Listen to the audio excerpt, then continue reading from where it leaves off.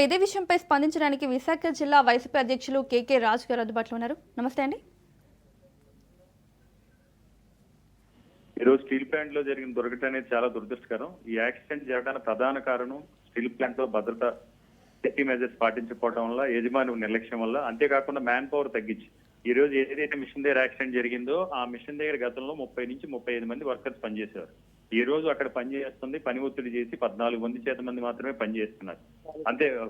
అంతేకాకుండా quality material వాడకపోవటం, skilled workers ఎవరైతే ఉన్నారో, టాలెంటెడ్ వర్కర్స్ ఎవరైతే ఉన్నారో, సీనియర్ వర్కర్స్ ఎవరైతే ఉన్నారో వాళ్ళు భయానో నయ్యానో ఈ 2 సంవత్సరాల కాలంలోని కాంట్రాక్ట్ వర్కర్స్ అవ్వచ్చు, పర్మనెంట్ వర్కర్స్ అవ్వచ్చు, వాళ్ళని 9,000 మందిని తొలగించడం, ఆ 9,000 స్థానంలో కొత్తగా ఎవరిని కూడా నియమించకపోవటం, పని భారం వీళ్ళ వల్ల చేయటం, పూర్తిగా దీనికి ఈ స్టీల్ ప్లాంట్ యాజమాన్యం, ఈ కూటమి ప్రభుత్వమే బాధ్యత వహించాలి. ఎందుకంటే చాలా చాలా ఘోరమైన దుర్ఘటన. ఎప్పుడో 15 సంవత్సరాల తర్వాత యాక్సిడెంట్ జరిగింది. ఇప్పుడు సేఫ్టీ మెజర్స్ అన్ని కూడా పెరిగినాయి. ఆ మిషనరీని అప్గ్రేడ్ చేయాల్సిన అవసరం ఉంది. అప్గ్రేడ్ చేసే ఆలోచన కానీ, ఎంప్లాయీస్ కి భద్రత కల్పించే ఆ ఆలోచన కానీ ఎక్కడ కూడా యాజమాన్యానికి కనపట్లేదు. ఇప్పటికీ 9 మంది చనిపోయి సుమారు 4 అవర్స్ దాటుతున్న యాజమాన్యం ఇప్పటి వరకు కూడా ఎక్కడ కూడా స్పందించలేదు.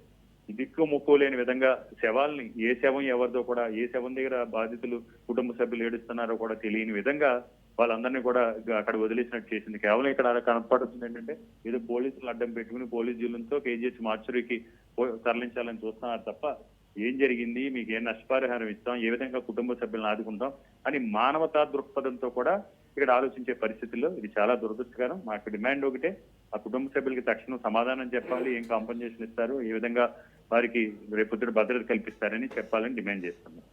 సో ఇలాంటి ఘటనలు తరచుగా జరుగుతున్నాయి, అయినా కూడా ఈ నిర్లక్ష్య వైఖరి ఎందుకు జరుగుతోంది అండ్ లోపాలు ఎక్కడున్నాయి అనుకుంటున్నారు మీరు?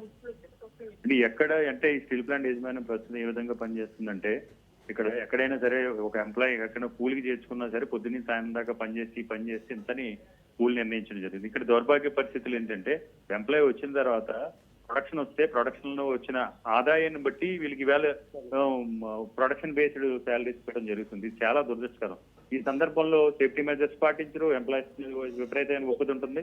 కాబట్టి ఇది చాలా దురదృష్టకరం. Right Raju, thank you.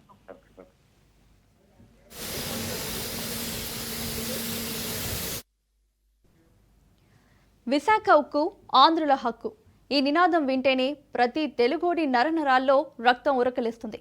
32 మంది ప్రాణ త్యాగాల పునాదుల మీద, ఎంతో మంది భూమిలేని నిర్వాసితుల కన్నీటి గాథల మీద వెలిసిన మహాసామ్రాజ్యం మన విశాఖ ఉక్కు కర్మాగారం. కానీ నేడు అదే ఉక్కు కర్మాగారంలో విషాదం నెలకొంది. ఆ వార్త వింటుంటే గుండె తరుక్కుపోతుంది. ఆంధ్రుల గర్వకారణంగా నిలవాల్సిన ఆ పరిశ్రమ కార్మికుల పాలిట మృత్యు కుహరంలా మారింది. ఉక్కు కొలిమిలు కన్నవారికి కడుపు కోతను, భార్యల మెడలో తాలిబొట్లను, పసిపిల్లల భవిష్యత్తును మాత్రం బూడిద చేస్తున్నాయి.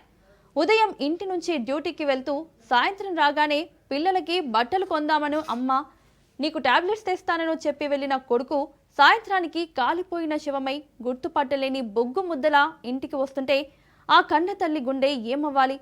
జాగ్రత్తగా వెళ్ళండని బొట్టు పెట్టి పంపిన భార్య భర్త అస్థికలను చూసి ఎలా బ్రతకాలి?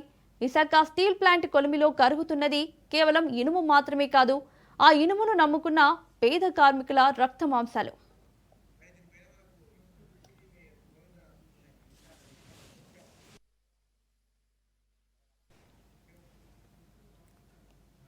ఇదే విషయంపై స్పందించడానికి Visakha deputy ex mayor Govindaraju గారు ఫోన్ లైన్లో అందుబాటులో ఉన్నారు.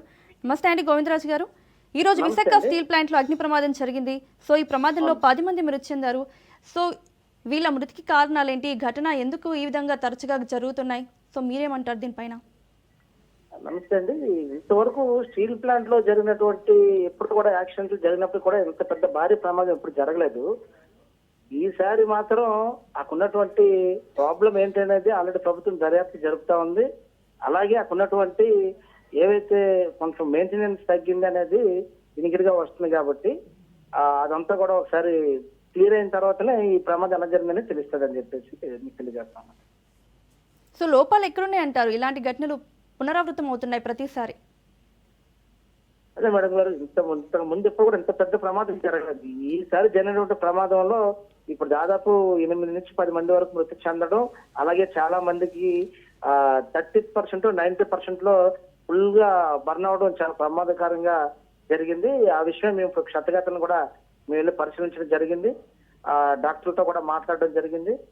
బాడీ సహకరించట్లేదు, వాళ్ళ బాడీ కనుక సహకరిస్తే ఖచ్చితంగా మేము వాళ్ళ ప్రాణాలు నిలబడతామని చెప్పేసి వాళ్ళు ఆమె కూడా ఇవ్వడం జరిగిందండి. సో బాధిత కుటుంబాల కోసం మీరు ఏం డిమాండ్ చేస్తున్నారు ప్రభుత్వాన్ని?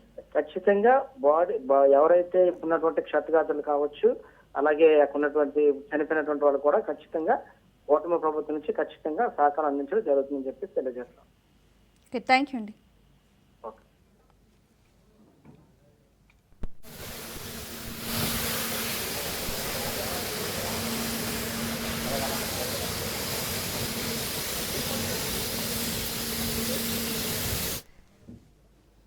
విశాఖపట్నం సముద్రపు కెరటాల హోరు కంటే అక్కడ వెలిసిన ఉక్కు పరిశ్రమ సైరన్ శబ్దమే ఆ నగరానికి గుండె చప్పుడు.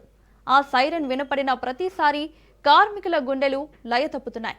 కడుపు నిండని జీతాలు, ప్రాణాలకు గ్యారంటీ లేని జీవితాలు. ఇదా మన శ్రామిక లోకానికి మనమిస్తున్న గౌరవం అనే ప్రశ్నలు వినిపిస్తున్నాయి. యాజమాన్యాల నిర్లక్ష్యమో, రక్షణ చర్యల లోపమో కారణం ఏదైనా కావచ్చు. కానీ బలైపోతున్నది రెక్కాడితే కానీ డొక్కాడని పేదలే. కాంట్రాక్ట్ కార్మికులు, పర్మనెంట్ ఉద్యోగులు కొలిమిలో కాలిపోతున్నారు. సేఫ్టీ ఫస్ట్ అనే బోర్డులు ఫ్యాక్టరీ గోడల మీద మెరుస్తున్నాయే తప్ప కార్మికుల ప్రాణాలకు రక్షణ కల్పించడంలో ఎందుకు విఫలమవుతున్నాయి?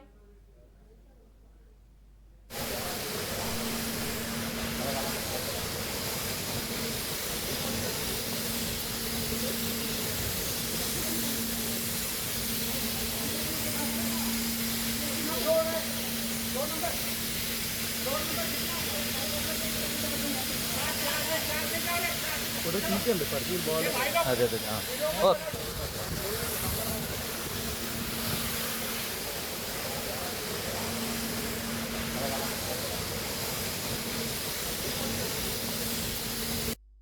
ఈరోజు స్టీల్ ప్లాంట్లో జరిగినటువంటి ప్రమాదం అనేక మందిని కలిచివేస్తూ ఉంది. ఈ ప్రమాదానికి పూర్తి కారణం మన ప్రభుత్వాలు అనుసరిస్తున్న విధానాలని చెప్పి స్పష్టంగా అర్థమవుతుంది. కేంద్రంలో నరేంద్ర మోడీ గారి ప్రభుత్వం దీని ప్రైవేటీకరణ చేయాలనే ఉద్దేశంతో పూర్తిగా విభాగాలనే ప్రైవేటు వాళ్ళకి ఇస్తూ ఉన్నారు. మరో పక్కన 3,000 మంది పర్మనెంట్ కార్మికుల్ని తొలగించారు, 5,000 మంది కాంట్రాక్ట్ కార్మికుల్ని తొలగించారు. ఉన్న కార్మికుల మీద పనిభారం విపరీతంగా పడుతూ ఉంటుంది. ఈరోజు జరిగిన యాక్సిడెంట్ కనుక మనం గమనిస్తే ఈ యాక్సిడెంట్ దాదాపు 140 టన్నులు ఒక ల్యాడర్లో వెళ్తూ ఉంటుంది. దాదాపు 1700 టెంపరేచర్ డిగ్రీలతోటి ఆ ల్యాడర్లు నాసిరకంగా ఉన్నాయని చెప్పి అనేక సందర్భాల్లో అక్కడ. ఇదే విషయంపై స్పందించడానికి సిపిఐ జాతీయ కార్యదర్శి రామకృష్ణ గారు అందుబాటులో ఉన్నారు. నమస్తే అండి. నమస్కారం. విశాఖ స్టీల్ ప్లాంట్ లో జరిగిన ఈ అగ్ని ప్రమాదాన్ని మీరు ఎలా చూస్తున్నారు, ఏం చెప్పాలనుకుంటున్నారు? చాలా ఘోరమైన దుర్ఘటన. ఎందుకంటే ఇటీవల కాలంలో విశాఖపట్నంలో 2 ఇన్సిడెంట్ జరిగినాయి. ఈసారి 10 మంది చనిపోవడం అనేది చాలా బాధాకరము. అందులో విశాఖ స్టీల్ ప్లాంట్ లో జరగడం అనేది చాలా విచారకరము. ఎందుకంటే ఆ కార్మికులందరూ కూడా గత అనేక సంవత్సరాలుగా పోరాటం చేస్తా ఉన్నారు. విశాఖ స్టీల్ ప్లాంట్ ని కాపాడుకోవాలని ఒకవైపు పోరాటం చేస్తా ఉన్నారు, మరోవైపు ఇలాంటి దుర్ఘటన జరగడం అనేది అందరు కూడా విస్తుపోతా ఉన్నారు. ప్రత్యేకించి మరి అక్కడ ఏం జరిగింది, దీనిపైన కూడా తీవ్రమైన ఇది జరగాలి.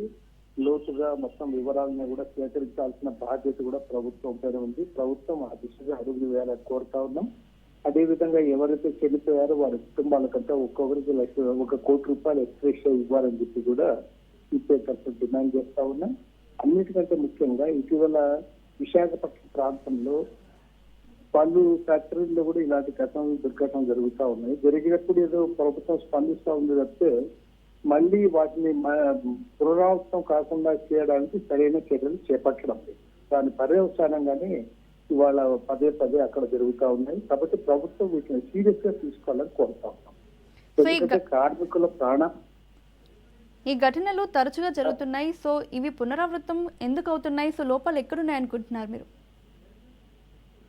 లోపం వాళ్ళు ప్రివెంటివ్ మెజర్స్ తీసుకోవడంలో యాజమాన్యం నుంచి తప్పులు ఉన్నాయి. తర్వాత గవర్నమెంట్ కూడా ఏదో ఘటన జరిగినప్పుడు స్పందిస్తా ఉంది. గతంలో జగన్మోహన్ రెడ్డి ప్రభుత్వం కానీ ఇప్పుడు చంద్రబాబు నాయుడు ప్రభుత్వం కానీ ఎక్కడితే ఘటన జరుగుతుందో జరిగిన వెంటనే వారు స్పందిస్తున్నారు. కానీ భవిష్యత్తులో ఇలాంటి పునరావృతం కాకుండా కఠిన చర్యలు చేపట్టాలనే దాంట్లో మాత్రము, ప్రివెంటివ్ మెజర్స్ తీసుకునే దాంట్లో మాత్రం ప్రభుత్వాలు ఫెయిల్యూర్ అవుతా ఉన్నాయి. దాని పర్యవసానంగానే పదే ఇలాంటి ఘటనలు అక్కడ పునరావృతం అవుతా ఉన్నాయి. ప్రత్యేకించి మన ఆంధ్రప్రదేశ్ రాష్ట్రంలో ఒకసారి గమనిస్తే జరిగిన ఘటనలు దాదాపు 90% విశాఖపట్నం నగరం చుట్టుపక్కల విశాఖపట్నం నగరంలోనే జరుగుతూ ఉన్నాయి. కాబట్టి దీనికి ప్రభుత్వం కూడా అవసరమైతే ఒక సీనియర్ ఐఏఎస్ అధికారులతో కమిటీ వేయించి దాంట్లో దర్యాప్తు జరిపించి భవిష్యత్తులో ఎలాంటివి జరగకుండా చూడాల్సిన బాధ్యత ఉంది.